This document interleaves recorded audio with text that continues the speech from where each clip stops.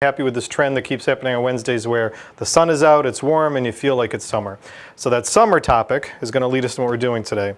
I'm Rick Simone, host of The Taste, and today is going to be about Alfresco Dining. So there are a tremendous number of spots that in the last couple of years have expanded to make Alfresco Dining part of their season. And thankfully it seems like it starts in May and sometimes can go as far as Columbus Day and a little bit after that these Alfresco spots can be there. And it seems like there's some new ones that are popping up on a pretty regular basis over the last couple months alone. So with so many out there, we chose 4 today that we knew we could get in to cover some good areas, both in Providence, Wickford, and Warwick. So we've got 4 great spots that we're going to highlight today. In a few minutes, I'll be bringing in Chef Ray Fiske, who is with Harbor Lights. And just a quick housekeeping note, Harbor Lights is one of my clients for my own company. I want to put that out there so everyone's aware of that. A great venue, but it is someone that I do represent. I'm also going to be bringing in Kostas from Tavern by the Sea, who is out in Wickford Village there. A great spot. Looking forward to talking to him and his experiences. And then also Mar Rooftop, which is a very new venue. If I'm correct, I think there's somewhere between 3 and 4 weeks that they've been open. I've been over there a couple times already. I posted an amazing picture from a dish that I had on there, and we'll be talking to Julie about that and how Mar is going and how you can get over there to experience it. And then our last guest is going to be Sean, who is the general manager over at Cafe Nuovo, which is another one of my favorite spots and has probably some of the most photographed alfresco dining in the state of Rhode Island that's used for promoting the city and the state. So 4 great venues, 4 great alfresco spots. It's a small sampling of what the state has to offer, but we wanted to highlight it to get it out there for you. So let's get started, and I will welcome in Chef Ray. Chef. Hey, bud, good to see you. How are you? I get to see them all the time, so I'm lucky about that. And they are at a gorgeous, gorgeous venue. Now, probably about a year ago, I think, is when the last time we had you come on. It was I think probably, so. yeah, Almost pretty close to the date, actually. Yeah, pretty close to the date. So last time you came on, there's been different things that have kind of happened out there, and not just from a menu concept, but some events, new things that have gone on. Could you kind of, from the alfresco standpoint, because you're really all alfresco all the time. Totally. So could you give us an overview of the 2 dining spots that are on the property and how they're set up? So what we have is we have Par and Tackle, which is our upscale, casual, really cool kind of pubby menu. We do a lot of stuff that is farm to table.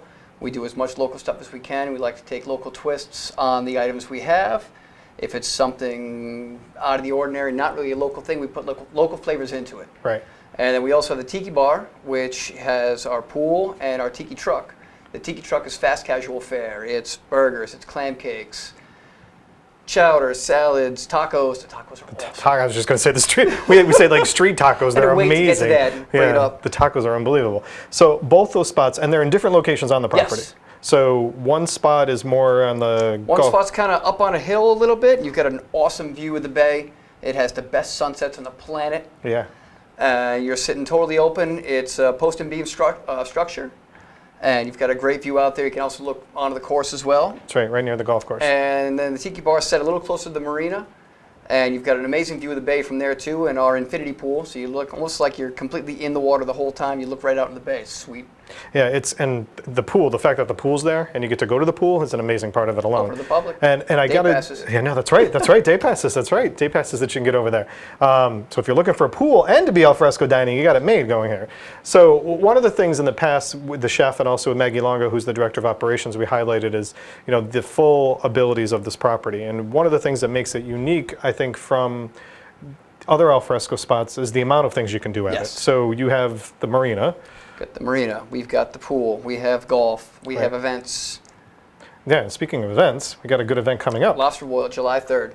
July 3rd. So let's talk about, because I'm going to get to the regular menu in a second, but from an alfresco standpoint, this takes place outside, right? The Lobster Boil? It's down at the Tiki Bar. So you're sitting there around the pool, and we've got lobsters, barbecue chicken, then we're going to put on our house barbecue. Which is very cool. You got to see him doing this. He loves doing it. I do. It's a giant production, but I really love it. Beans, corn, potato. Steamers, I saw. Yep. So steamers on there. So that's July 3rd, and I know everybody was talking about earlier on social media events that are going out there, so that's a good thing from an alfresco standpoint if you're looking to be out there. And the fireworks in Warwick take place that night. Yes, an awesome view of that. Yeah. It's really cool. So you've been at this for a while, and you and Maggie have been connected in different positions over the past with... dozen years. Yeah, so a long time. So you guys even get to the point where guests are there and they can see the garden that you started. Yep.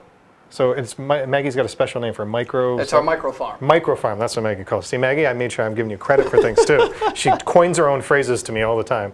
So that garden, as the season goes on, is that stuff that's coming into your menus? Yes, it is. So talk to me about what we can find, because you brought two great things here. So what do we got Yes, so here? we have our roasted cauliflower entree. I focused on 2 vegetarian things for this one because it's fresh, it's light. And the roasted cauliflower, it comes with an arugula salad with a little bit of lemon vinaigrette with tomato and onion. And then it's topped with mushrooms, English peas, mint right from our micro farm. Mint. And a little butter sauce. Beautiful. It's outstanding. Now, the menus for you guys kind of change based on the seasons, even though you're, it's more... We try to evolve it about 3 to 4 times a year. Okay. And what do we got on this one here? And then this one here is our roasted vegetable panini, which actually quite soon will be filled with squash and zucchini right out of the garden. Nice. There's also eggplant, peppers.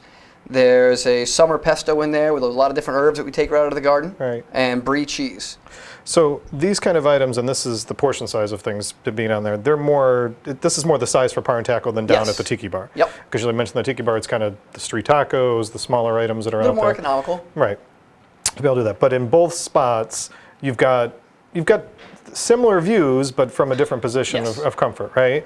So at Par and Tackle, you've got the spot where you're on the lawn. He mentioned it's up on a hill. So you've got the spot where you're kind of looking out from the hill down on the lawn, where the other one is you're kind of looking straight out, and you've got a marina next to you, which is on the property, and that's got 150 boat slips, I think it is. Something to that effect. Yeah, 150 boat slips there. So people are coming in on their boats, dining and coming to this, and you guys are located in a unique space, and people have compared you to like the Castle Hill of Warwick. Pretty much. Yeah, because you've got this great lawn that's out there.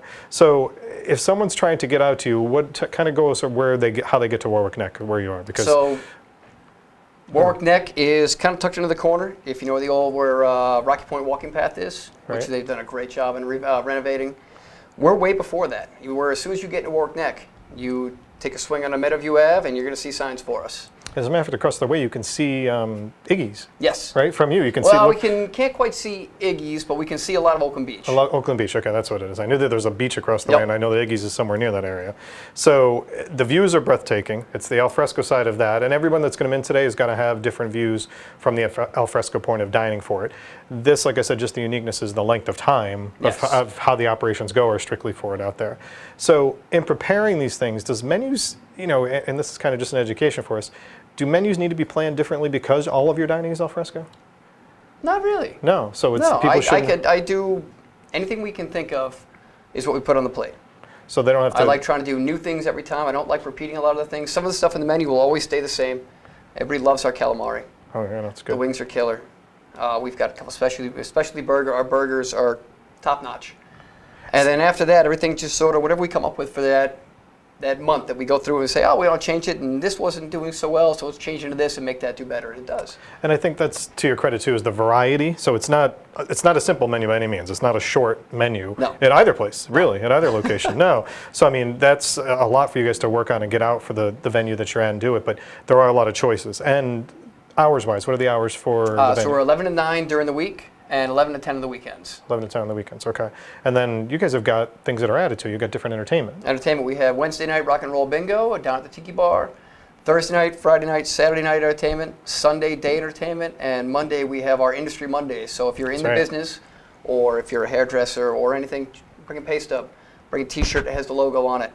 You get a $10 pool pass. We have $1 tacos, drink specials, DJ, it's killer. That's every Monday. Yep. And the Monday, actually, if you look at the forecast, this coming Monday is going to be out of control going into 4th of July weekend. It'll be like 90 degrees out there. Perfect timing to be able to do it. So, Chef, where are your, and we talked about local, which has been a big farm-to-table movement over the last couple of years. We talked about the micro garden that you have on site. Where are you drawing your influences from now when you're designing these menus? I got to laugh there. That's tough. I'll see things on Instagram. Okay. Maggie see things on there, and hey, that kind of thing looks cool. Right. What if we did a cauliflower something, and we changed it to something else, or reading in a magazine? That's because you guys where we draw it from. Because it's interesting is that someone made a comment is that it's not, and we just said this, it's not the average menu you'd expect if you're going to a golf course. I guess is the best way to. No, it's really so. We got a lot of golf specials. We do daily golf specials, which is more your traditional, your clubs, your tuna sandwiches, stuff like that. But then everything else is It's really killer pub. All the sandwiches are killer pub food, Right. which you And- don't usually get at Alfresco Dining. Now, because of the style of these, and someone else was asking me before how they make reservations. You guys are not a reservation not take style reservations, place, no. so you got to get out there. You got to find the time to get out there early. And for major events, like you mentioned earlier, the Lobster Boil, that is a reservation type thing Yes. that's there. And it's the facility has come a ways that you guys are doing more yearly planning. While the Yep. restaurants don't open, you've got the special events inside that we've always touched upon. Yes. And so what's the size of the event facility again? We can do up to 250 people in the ballroom. But, I mean, we've got a wedding on the lawn on Saturday. That's right. And so we can do any number. This lawn is massive. So I mentioned Castle Hill in the beginning. If you think of Castle Hill's lawn that goes that goes the horizon, this goes Yes, vertical lengthwise. back. Yeah, it goes all the way back and it's deep. So that lawn is a perfect place for it. And you guys have done a lot of ceremonies outside. Yes, we own now. Good 75-80% of our ceremonies are all outside. Really? Yeah. It's the time of the year. It's a good thing. So this is when you talk about Alfresco, and we're going to be talking next with someone else that sits on the water, and then we've got a rooftop, and then going back to the water. But every water view is different, and this is part of the uniqueness of the state of Rhode Island is to be able to find venues that offer up this unique opportunity to dine Alfresco. If we were to go to Federal Hill and talk to some of the guys, again, the situation, the setup is drastically different. But you guys have got so much going on that it's hard to not want to go there and take advantage of the different things. Absolutely. So right now, and some of this menu stuff you were saying earlier is changing. It's Yes. coming available So now. this is a new item. This is one that's definitely going to stick around. This is one of the older items. Well, older, month old right now. So two last questions for you, and I've hit you with this before, so it won't be that big a surprise. What is something you would recommend that's coming on this next menu that guests should try or not miss? So in the next one, actually, there's one thing. We're bringing back mussels and frites. Mussels and frites. Yes. Nice. Which are killer. We're doing a little bit different. We're going to do a coconut cream sauce with it. And if you've had them before, they're outstanding. Our fries are house made. And then what would you consider, and people always like to hear this from chefs, what would you consider kind of your specialty or one of the things that you enjoy to cook the most? If I you love cook it putting them on the slow, spot. I love it. I didn't bring the pulled pork today, but my pulled pork is out of this world. Pulled pork sandwich is going on this new menu. Is it? Yes. Nice. So you're going to be doing that on the smoker? Yep. So- And hopefully, ideally, every other week or so, I'm going to have a different barbecue special that we'll be doing as well. That'd be a great thing. So if you've seen Harbor Light's social media, and they do have some great stuff out there, he's famous for being seen standing on the smoker. And you post your own videos. I do too, yes. You do post your own videos, which are great.